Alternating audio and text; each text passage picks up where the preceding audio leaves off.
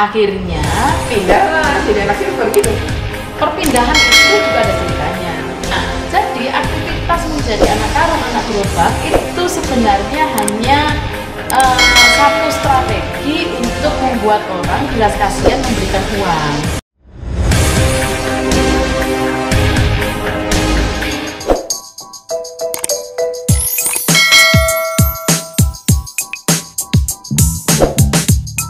Assalamualaikum warahmatullahi wabarakatuh. Selamat siang, salam sejahtera untuk kita semua. Sahabat Ngopi Anak, hari ini kita akan membahas tentang tema mungkin hal yang lebih bersifat sosial ya, masalah-masalah sosial seperti anak jalanan, mungkin anak silver dan lain-lain, dengan komisioner ya, Komisi Perlindungan Anak Indonesia. Sudah hadir di sini ya Ibu Susiana yang merupakan salah satu komisioner KPAI ya, Komisi Perlindungan Anak Indonesia. Dan sekarang kita akan membahas itu. Nah, untuk itu jangan lupa untuk subscribe ya, like, komen, dan share. Dan bagi yang sudah subscribe, saya ucapkan terima kasih. Bagi yang belum, segera subscribe ya, karena kita akan membahas hal-hal menarik berikutnya. Nah, sekarang Bu Susi, apa kabar? Alhamdulillah baik, Bu Retno. Kayaknya sehat banget nih ya. Cerah, semangat lah. Semangat ya, walaupun kuat. Mendung di luar sana ya Bu Susi ya. Bu Susi ini adalah sahabat saya juga di KPAI. Nah, kita akan membahas tentang apa yang Bu Susi lakukan ya sebenarnya di KPAI. Nah, Bu Susi, sebelumnya yang saya tahu, Bu Susi dulu kan kuliahnya di filsafat ya. Terus gimana nih bisa sampai pada pilihan mau ngurusin anak? Iya. Jadi perjalanan hidup itu harus berliku memang, Bu. Nah, singkat cerita, saya dari Jawa Timur ke Jakarta itu mengambil jurusan filsafat. Ternyata kalau di dalam filsafat ilmu itu kan ada ontologis, terus kemudian ada epistemologis dan ada aksiologis. Ya, sebagai anak muda itu mengalami kebingungan ketika kita tahu filsafat itu adalah ilmu untuk ilmu. Ya. Jadi yang kebayang itu soal ibunya ilmu, yang membayang soal orang yang belajar filsafat itu nanti membahas titik saja dibahas di atas pohon gitu ya, melamun sampai gila gitu. Nah, sebagai anak muda ketika itu mengalami kebimbangan ya ngambil filsafat, terus kemudian di tahun berikutnya kemudian saya kuliah di jurusan pengembangan masyarakat. Artinya ini sebenarnya soal balance ya, balance bahwa itu S2-nya berarti? S1. S1 juga. Nah, jadi uniknya adalah kemudian di dalam perjalanan hidup itu kajian filsafat menjadi sesuatu yang saya minati, tapi tidak berkarir untuk memikirkan misalnya kenapa benda ini begini gitu ya. Karena banyak sekali orang-orang yang filsafat itu kemudian lari-larinya pekerjaan orang jurusan filsafat itu wartawan. karena bertanya terus gitu, Bu. Nah, jadi saya ngambil kuliah 2 gitu ya. Ya di tahun berikutnya kemudian saya ngambil di jurusan pengembangan masyarakat. Nah, pada waktu kuliah di pengembangan masyarakat inilah kemudian saya bertemu dengan anak-anak jalanan sebagai laboratorium tempat kita untuk menajamkan analisis. Jadi dari situ ya asal mulanya, maka terus tertariklah dengan dunia anak. Nah, tapi kan juga aktif di KOANI itu kan Korps Wanita, Kongres Wanita Indonesia. Kongres Wanita Indonesia. Coba dijelasin deh biar sahabat yang menonton ini juga tahu. Ya, jadi Kongres Wanita Indonesia ini KOWANI itu berdiri sebelum Indonesia merdeka. Nah, tahun berapa itu tepatnya? 1928. 28. Nah, kongresnya sendiri pada waktu itu memang momentum. Itu bukan kongres yang perempuan itu, bukan? Beda lagi ya? Kalau ini kita itu yang Federasi Organisasi Perempuan di tingkat nasional. Jadi kan di Indonesia itu, Bu Guru, ada ormas. Itu bernaungnya di Undang-Undang Ormas. Kemudian ada namanya LSM, bernaungnya di undang-undang perkumpulan. Kemudian ada juga yayasan. Yang membedakan semua itu, kalau organisasi sosial kemasyarakatan, ormas tadi, dia berbasis anggota. Nah, ormas-ormas inilah menghimpun diri untuk ikut di dalam memerdekakan Republik Indonesia, mengangkat harkat martabat perempuan dan perlindungan anak di dalam organisasi Kongres Wanita Indonesia. Jadi anggotanya tuh organisasi-organisasi perempuan. Kalau di pusat itu kita namanya KOANI. Kalau di provinsi namanya BKUW, Badan Kerjasama Organisasi Wanita. Kalau di kabupaten namanya GOW, Gabungan Organisasi Wanita. Ini kalau di organisasi kepemudaan namanya KNPI. Jadi federasi organisasi. Nah, misinya sebagaimana di organisasi ini bahwa kita terlibat sebelum kemerdekaan. Memang kan ada fase-fase di dalam sejarah pergerakan itu kita sebut siklus 20 tahunan. Nah, kalau kita lihat di siklus 20 tahunan di 1928 ini itu kan ada gerakan misalnya Sumpah Pemuda. Nah, 20 tahun sebelumnya itu Budi Utomo. Nah, jadi 1908 Budi Utomo, 1928 itu Sumpah Pemuda. 2 bulan kemudian itu Kongres Wanita. Sumpah Pemuda Oktober, Kongres Wanita itu di Desember. Nah, tanggal 19 sampai tanggal 22 di Yogyakarta. Jadi kayaknya Bu Susiana ini kenal banyak tokoh-tokoh perempuan nih berarti. Nah, sekarang kita mau tahu juga nih ya, sahabat Ngopi Anak ini. Bu Susiana nih saya lihat itu pernah pengawasan anak-anak silver ya, yang di Jakarta ya. Nah, itu tuh beritanya sebenarnya tentang anak silver di Indonesia itu sampai ke New York Times. Nah, ngomong-ngomong, apa sih yang waktu itu asal muasalnya sampai datang ke anak-anak silver dan seperti apa sebenarnya waktu itu menanganinya? Nah gini, jadi KPAI itu kan salah satu tugasnya itu adalah menerima pengaduan. Nah, tapi persoalannya di masalah-masalah sosial ini anak-anak yang ada di permasalahan sosial itu berbeda dengan di klaster yang lain.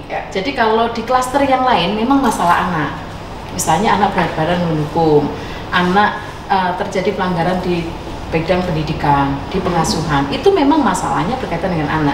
Kalau di sosial itu bukan masalah anak, itu masalah orang dewasa berdampak pada anak. Berarti akar masalahnya dewasa itu seperti misalnya masalah kemiskinan, terus kemudian penggusuran, terus kemudian dan lain sebagainya, disabilitas. Nah, pada konteks masalah sosial ini masyarakat sepertinya tidak banyak yang mengadukan ke KPAI. Maka apa yang harus KPAI lakukan? KPAI melakukan pengawasan. Nah, di tahun 2020 ini kita menerima pengaduan banyak melalui media sosial soal banyaknya anak silver yang justru berada di jalan-jalan yang sangat mengkhawatirkan karena di masa pandemi. Yang harusnya mereka di rumah aja, tapi ini malah berada di jalanan. Dengan membaluri tubuhnya dengan cat. Nah, hasil temuan kami KPAI itu kita sangat cemas gitu ya dengan nasib anak-anak yang berasal dari keluarga miskin. Karena gini, jadi fenomena anak silver ini adalah satu fenomena dari dampak kemiskinan, kemudian dampak dari pandemi COVID yang berdampak pada semua sektor, termasuk sektor ekonomi. Jadi yang miskin tambah miskin. Miskin tambah miskin. Nah, kenapa kemudian mereka menyilverkan? Sebenarnya kan gini, itu sejak keluarnya PP 44 tahun 2017, yakni PP tentang pengasuhan dan gerakan sosial Indonesia bebas anak jalanan. Harusnya 2017. 2017 itu memang di jalan-jalan itu sudah tidak ada di jalan protokol anak jalanan. Di Jakarta? Di protokol Jakarta. Nah, ternyata mereka merubah wujud yang lain. Tapi sebenarnya anak jalanan. Apa wujudnya? Jadi kronologinya mereka itu kan tidak boleh digaruk kan di jalan-jalan protokol, ngamen gitu, ngamen terus jualan tisu, terus kemudian ngamen di bis kota gitu kan nggak boleh. Nah, kemudian mereka merubah wujud, mengkonversi diri yang pertama dilakukan oleh anak-anak ini melakukan aktivitasnya tidak lagi di jalan protokol, tapi masuk ke gang-gang. Oh, keliling dari rumah ke rumah.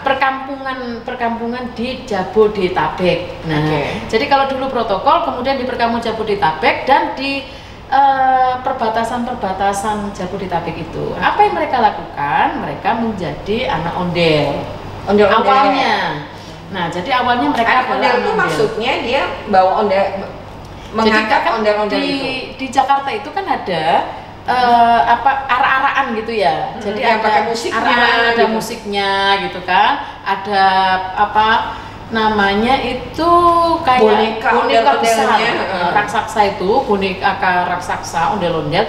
Di dalam tubuhnya itu adalah anak-anak, atau dia mengambil peran sebagai pendorong musik atau penabuhnya, atau misalnya yang bawa omplong gitu minta uangnya. Nah, ternyata menjadi anak ondel ini pemasukannya nggak banyak. Akhirnya pindahlah jadi anak silver gitu. Perpindahan itu juga ada ceritanya. Jadi perpindahan itu, kenapa mereka menjadi anak silver? Ternyata itu ada semacam mereka mengikuti role model gitu ya, role model dari seniornya. Senior itu maksud senior jalanan. Nah, jadi yang dari generasi ya. Nah, jadi itu semacam mereka punya model, punya contoh gitu ya, punya keteladanan, ada yang diteladani. Mereka kan biasa punya panutan, ada panutan gitu.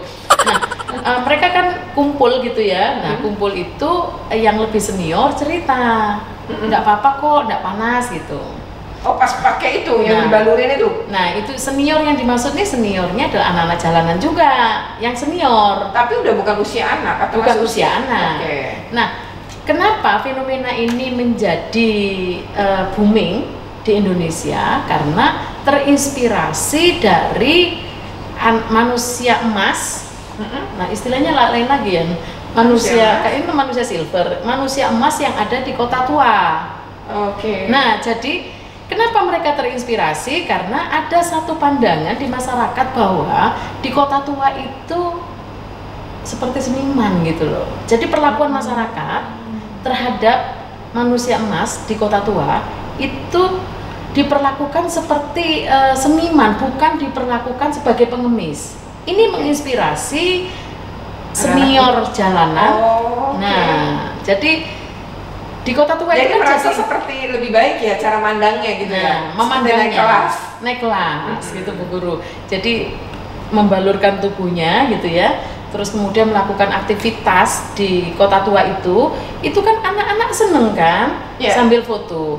Karena mereka, kalau kita datang ke Kota Tua, penampilannya itu kan seperti Ki Hajar Dewantoro, seperti Robert Mengusidi ya, di zaman kita pelajaran PSBB dulu. Terus kemudian seperti Budi Utomo gitu. Jadi wajah-wajah pahlawan keren, sehingga itu diminati oleh anak-anak untuk foto bersama. Setelah foto maksudnya bersama, pengunjung. Jadinya foto-foto lah orang-orang ini.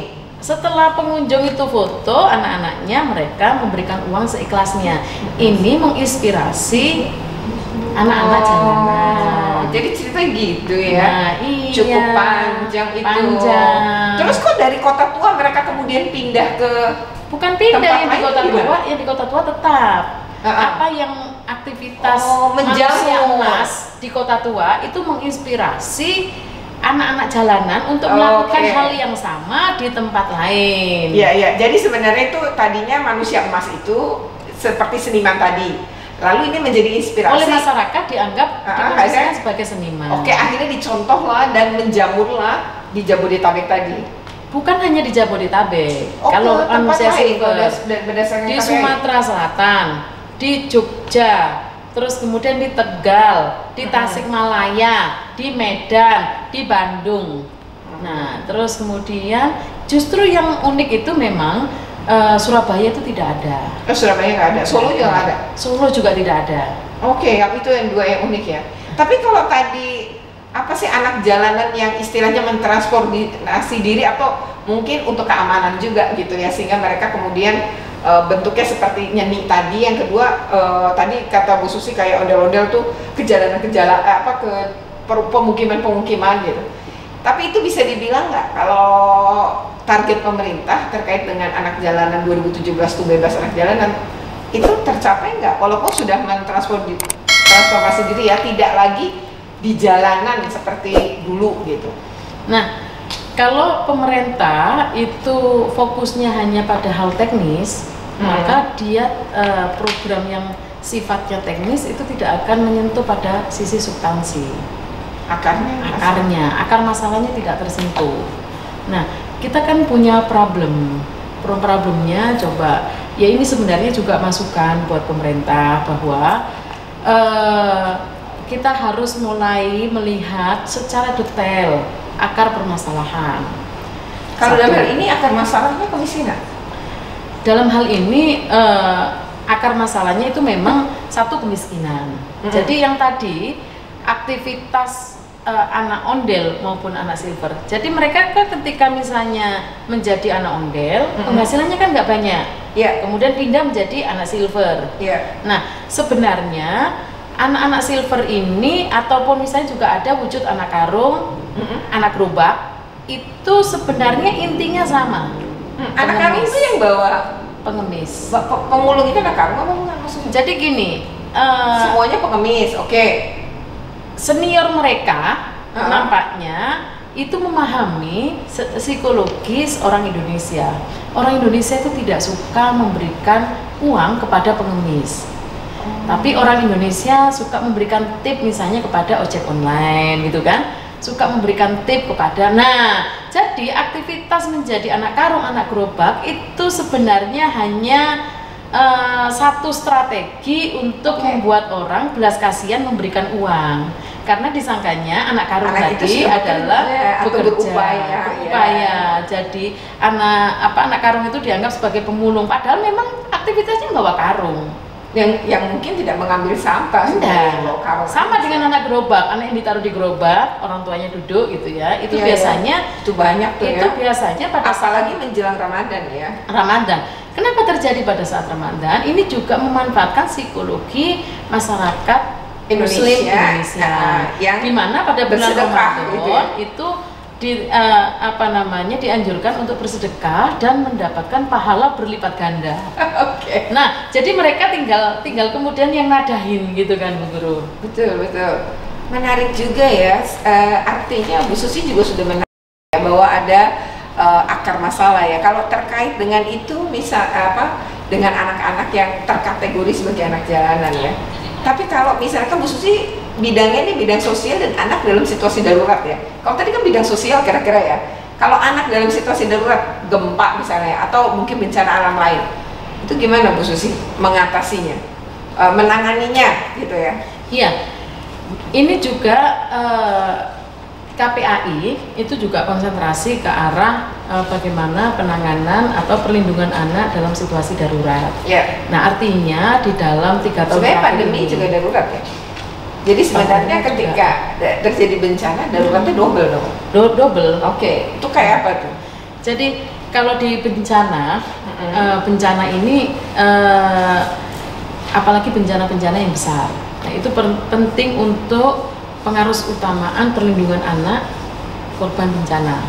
Kenapa? Misalnya gempa misalnya, karena gini, orang dalam kondisi bencana itu dia bisa menjadi tiba-tiba disable.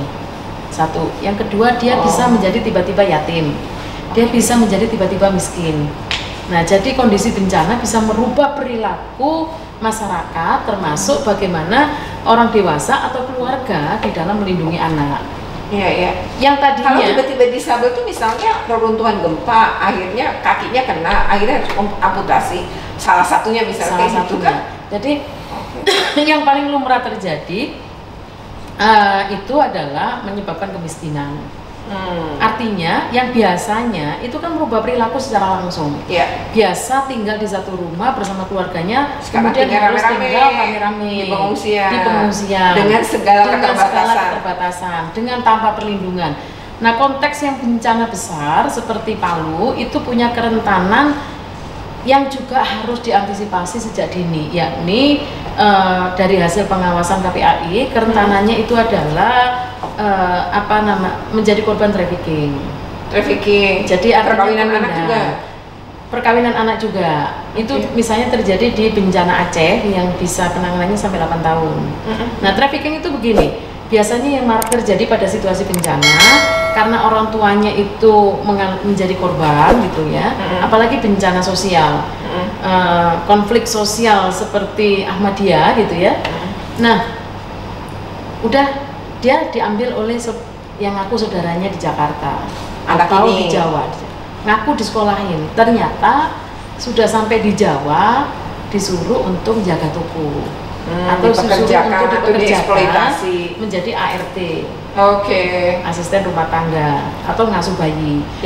Ini yang kalau penegakan hukumnya di Indonesia itu kan kita mengalami problematik ketika misalnya persoalan-persoalan pengasuhan itu kita mengalami kekosongan hukum meskipun di dalam penegak hukum ini berdebat soal ini bahwa keluarga itu tidak bisa dipidanakan, ya kan? Misalnya anak mengirim orang tua mengirim anaknya ke Jakarta untuk jadi pekerja, tidak bisa dipidanakan, ya kan? Orang tua mengeksploitasi anaknya gitu.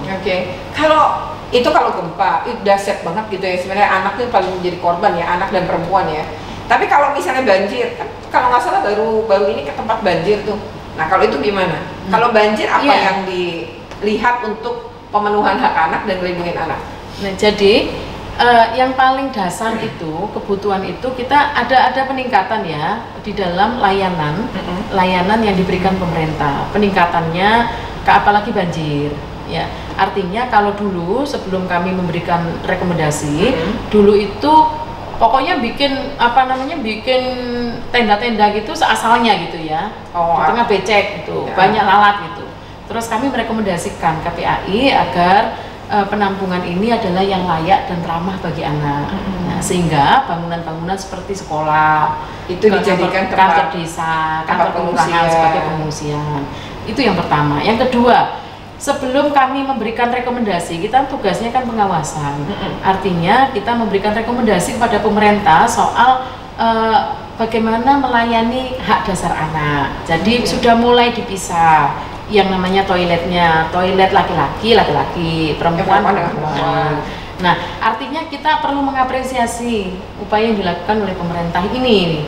Nah, meskipun ke depan gitu ya masih banyak PR-PR yang juga harus menjadi perhatian dari pemerintah, karena kan menangani bencana ini kan tidak bisa dilakukan oleh satu sektor.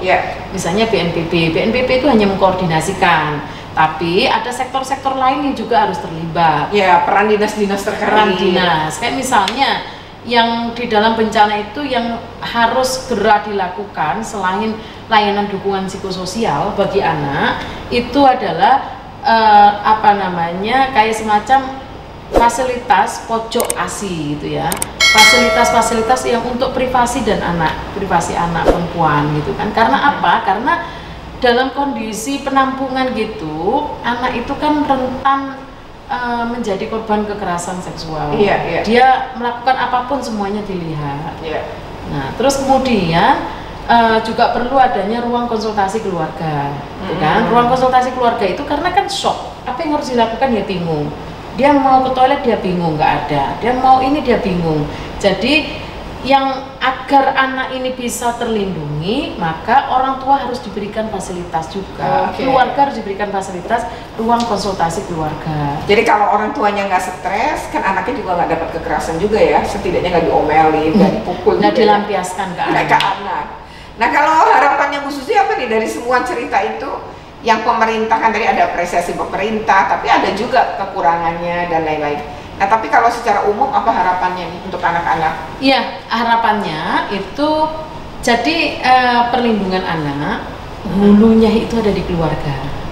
Nah yang pertama itu makanya bagi anak-anak yang kemudian menjadi anak silver, menjadi anak gerobak, menjadi anak karung gitu ya, itu kita harus memampukan keluarga di dalam pengasuhan. Itu yang harus dilakukan oleh Berarti pemerintah. pemerintah daerah tuh penting banget. Pemerintah daerah, betul. Untuk kemudian bagaimana membangun ketahanan keluarga. Bagaimana keluarga itu memiliki kemampuan untuk mengasuh anak. Terus itu yang pertama. Yang kedua, bahwa perlindungan anak itu bukan hanya tugas pemerintah pusat, tapi juga ada pemerintah daerah, ada dari akademisi, dari sektor masyarakat, termasuk dari media massa, termasuk dari dunia usaha. Jadi itu menjadi tugas semuanya. Harus sinergi.